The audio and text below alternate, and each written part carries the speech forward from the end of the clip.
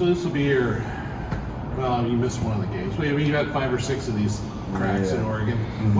You didn't grow up in the state, but how's this series kind of grown on you?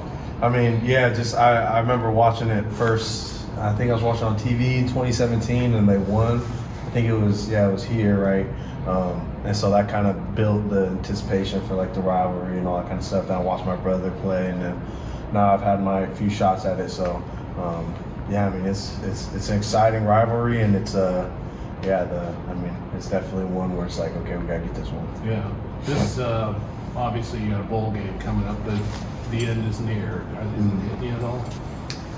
Not quite yet, because stuff doesn't really hit me until it's like last. So I think after the game in the bowl game locker room, it was kind of like, oh, okay, we're here. This last one.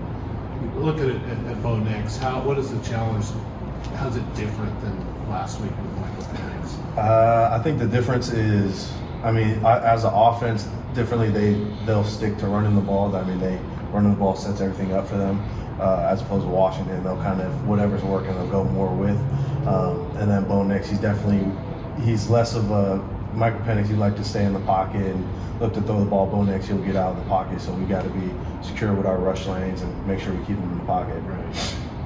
I do want to touch on that rushing attack. You guys faced a pretty good rushing attack in Cal that obviously gave you guys some trouble. Now you're going against kind of a two-headed monster, Bucky and Jordan James. Again, how do you guys make sure, unlike in that game when you talked about you guys were just making mistakes, leaving wide open holes, how do you guys make sure that doesn't happen against 2 running backs that can be explosive at any time? Yeah, I think just sticking with our scheme of like just over communicating. You know, it's not going to be loud because we'll be on defense at an away game, so we'll be able to communicate a little more and just make it clear across the board. Like, we're keeping the scheme fairly simple, so we can just everyone be in their gap sound and try to stop this run. There's always a level of respect that obviously each team has for every opponent, but in these rivalry games, is there a little bit more of a dislike or kind of, I don't want to say hatred, but just say dislike of this Oregon team because of the rivalry and the history between these two squads? I mean, I think kind of our motto is respect all, fear none, and the respect we give people is how we prepare and all that kind of stuff. So I don't know if it's disrespect or anything like that. It's just we got a game, we got to want to go and win. What are your impressions of their offensive line? I mean, it's an elite one, just like the one you guys have as well. Yeah, I mean, they work well together. They're hard on the double teams, and they're big up front. And yeah, I think they're a solid O-line.